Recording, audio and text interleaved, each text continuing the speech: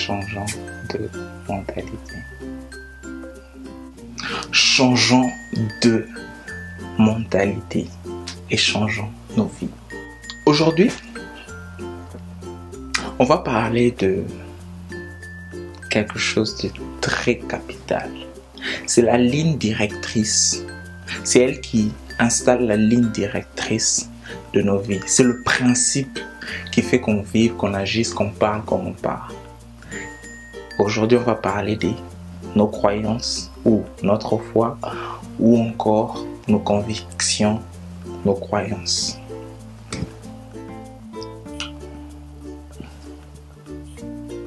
Je vais te donner un exemple bref. Quelqu'un qui vit dans une situation, qui a vécu dans la misère toute sa vie. Généralement, c'est pas parce que elle souffre d'un problème financier qu'elle est collée à la misère. Très généralement, très souvent, c'est parce que cette personne pense à un certain niveau de ses croyances ou dans sa pensée qu'elle doit être où elle est exactement. Parce que ses croyances, ses pensées, son niveau de pensée et fait qu'elle soit là. Parce que je suis sûr, je suis convaincu que quelqu'un qui, peu importe, né dans la misère ou pas, qui décide de changer sa vie, de changer sa façon de voir, de changer catégoriquement sa façon de penser, ses croyances, cette personne va se retrouver à un endroit autre qu'où elle était. Pourquoi?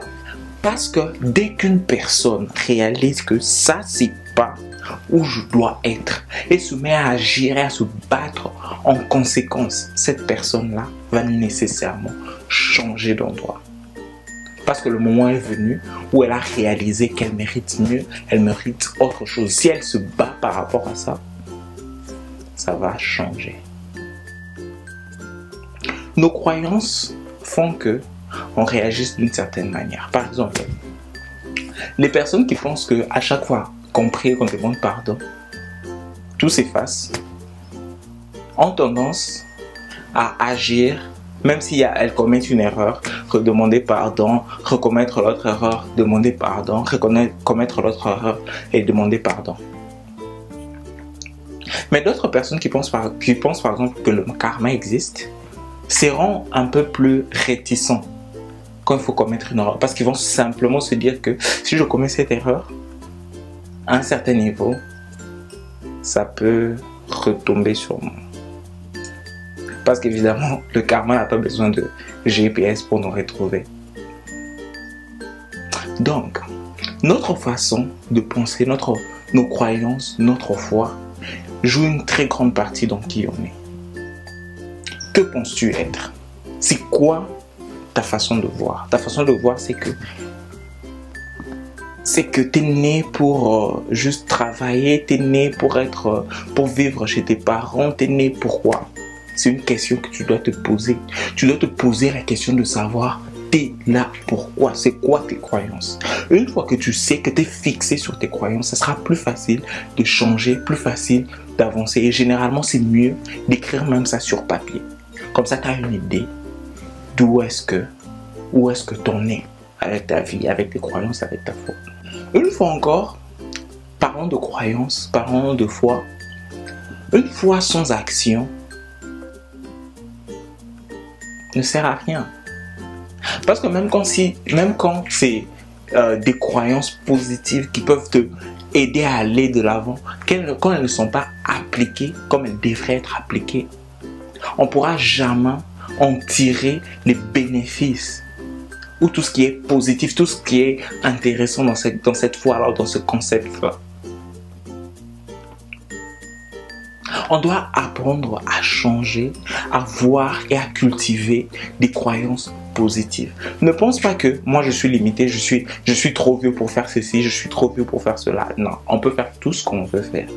Ne te dis pas que non, moi, avec la situation dans laquelle je suis, parce que j'ai grandi comme ceci ou comme cela, je ne saurais pas être capable de vivre comme ceci ou d'avancer comme cela. Non. Si il y a une croyance que je peux partager avec vous, c'est que on peut être qui on veut dans la vie, du moment où on travaille durement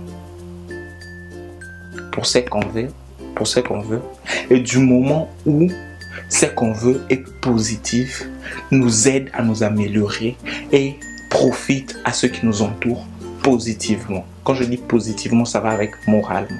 Parce qu'il ne faut pas non plus croire qu'on peut atteindre des intérêts égoïstes sans se heurter quelque part.